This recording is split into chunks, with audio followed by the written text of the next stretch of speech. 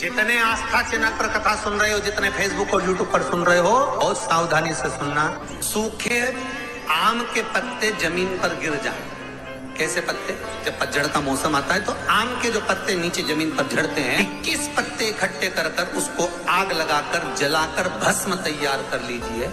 और जिस पुरुष नारी को चर्म रोग हो जाए, चर्म रोग, कहीं खुजली चल रही हो, कहीं दाने पड़ गए हो, कहीं चमड़ी सफेद लाल काली पीली जैसी पड़ गई हो, कहीं दाग हो रहे हो, चर्म रोग, कहीं खुजाल चल रही हो, तो शिव महापुराण की कथा का ये संवाद याद रखिए। लिंगपुर आम के पल्लव को जो वर दिया गया, तो आम के 21 पत्ते इकट्ठे कर कर उसको आग लगाकर उसकी भस्म तैयार कर कर शंकर भगवान के शिवलिंग पर शाम के समय प्रदोष काल में चढ़ा दीजिए वो भस्म।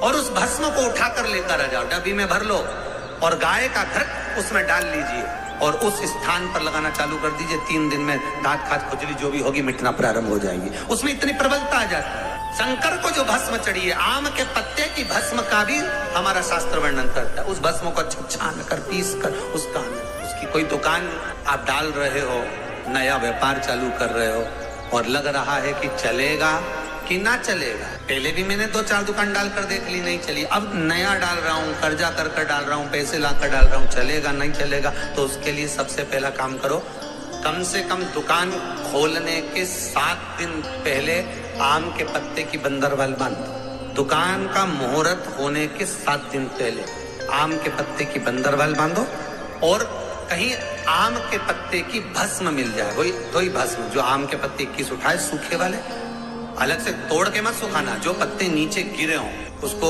उठाकर सुखाकर, सूखा हुआ जो पत्ता हो उसको जलाकर उसकी भस्म बनाकर उसमें थोड़ा सा चंदन मिलाकर और उसी से सम्मुख में जहां 7 दिन पहले तुमने बंदरबल बांधी है, दुकान खोलने वाले दिन उसी आम के पल्लव की भस्म जो शिव पर चढ़ी थी उसी में चंदन मिला हुआ वो एक स्वस्तिक का निर्माण कर दो। फिर आप अंदर कोई पूजन करो ना करो, आपने कोई अनुष्ठान करा ना करा, यज्ञ पूजन करी ना करी, अगर आप प्रवेश भी कर गए, इतना आपके पास धन नहीं था और आप प्रवेश भी कर गए तो भी घाटे में नहीं जाओगे। व्यापार उन्नति की ओर ही बढ़ेगा, व्यापार बढ़ेगा। उसमें आम के पल्लव में अगर कामदेव छुप कर भस्म होते हैं तो शंकर मेरे आम के पल्लव को भी वर प्रदान कर देते, आम के पल्लव को भी शिव वर।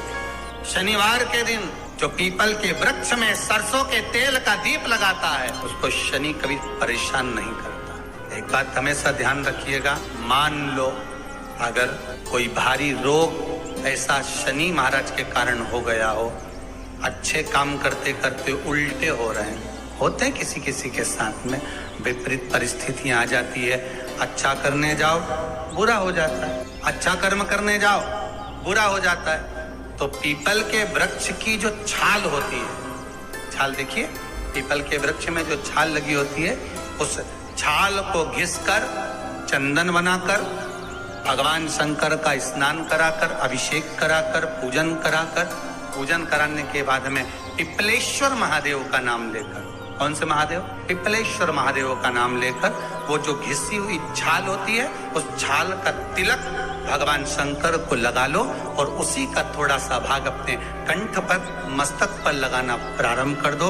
धीरे धीरे जो विपरीत दशा है वो सुधरना प्रारंभ हो जाती है। पर नाम याद रखना, पिपलेश्वर महादेव। बेलपत्री के वृक्ष के नीचे जौ के आटे का चौमुखी दिया, सरसों का तेल डालकर, उसमें काली तिल डालकर, उसमें एक सफेद फूल डालकर, बेलपत्री के वृक्ष के नीचे जैसे एक चौमुखी दिए को जौ के आटे के दिए को लगा दिया जाता है। जो व्यक्ति चिड़चिड़ करता है, जो व्यक्ति क्रोध करता है, जो व्यक्ति अपशब्द बोलता है, आड़ा टेढ़ा बोलता है, ताने देता है, ईर्ष्या रखता है, घर में चिड़चिड़ करे, पूरे घर को अस्त व्यस्त कर रखा, उस व्यक्ति का नाम और गोत्र बोलकर मात्र एक दिया लगा दिया जाए, व्यक्ति अपशब्द कहना बंद कर देता है, उसका प्रेम प्रबल हो जाता है, उसकी ईर्ष्या समाप्त हो जाती है, उसकी नफरत समाप्त हो जाती है। हम आपसे बार बार कहते हैं ना, कई बार आपको कहा कि आपके यहाँ अगर धन की कमी पड़ रही है, पैसा नहीं आ रहा, व्यापार नहीं चल रहा, दुकान नहीं चल रही, धंधा नहीं चल रहा, नौकरी नहीं लग रही, सर्विस नहीं लग रही, तो हमने बार बार आपको कहा है, एक दिया बेलपत्री के पेड़ के नीचे लगाओ घी का और एक दिया शंकर के मंदिर की चौखट पर लगाकर, बार बार आपको कहा।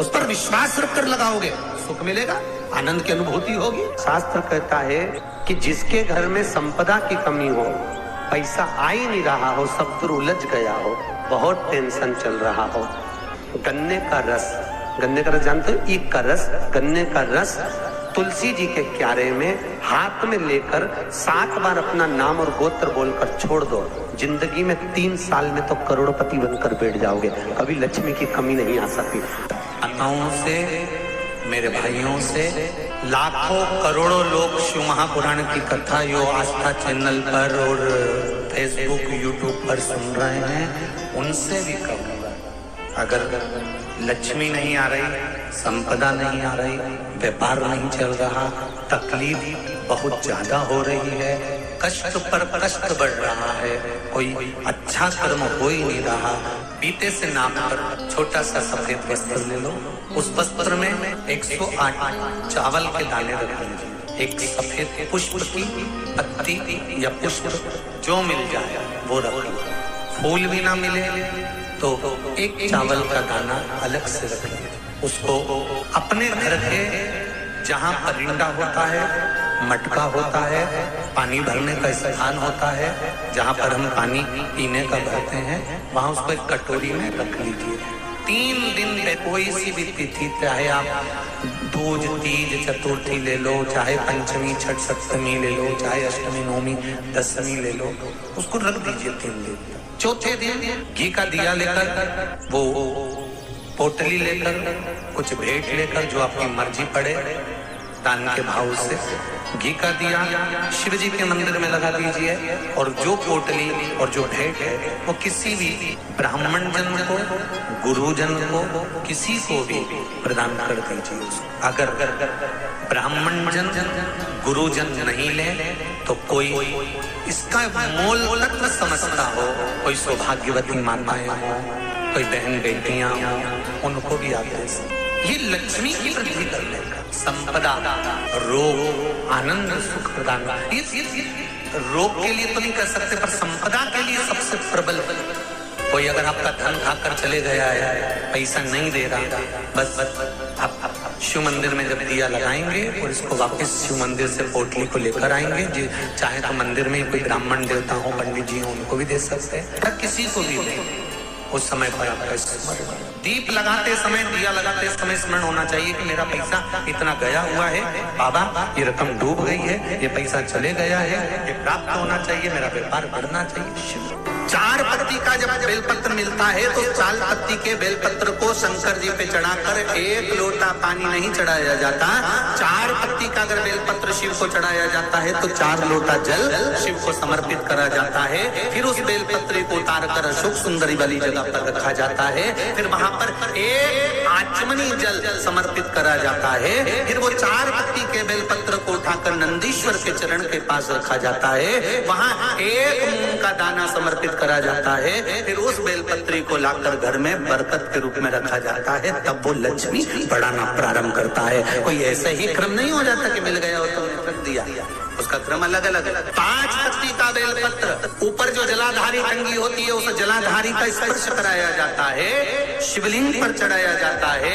मात्र 1 लोटा जल 5 पत्ती के बेलपत्र पर चढ़ता है और 5 पत्ती का बेलपत्र दरवाजे पर खड़े होकर भगवान शंकर के गण भृंगी का स्मरण कर कर, श्रृंगी का स्मरण कर कर उसको लाकर बरकत में रखा जाता है। 5 पत्ती।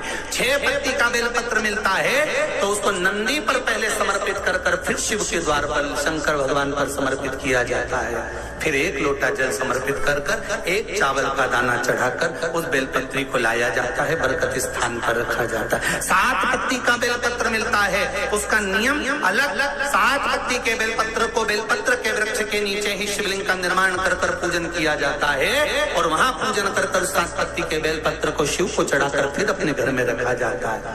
8 पत्ती का बेलपत्र यदि प्राप्त होता है तो उसको पहले जो जलाधारी का भाग है, नीचे कटी भाग है जहाँ शिवलिंग रखा हुआ है, माता जी के उस भाग पर रखा जाता है। उसके बाद में शिव को चढ़ाया जाता है। 1 लोटा जल चढ़ाकर मात्र चंदन लगाकर उसको लाया जाता है। 9 पत्ती का बेलपत्र यदि किसी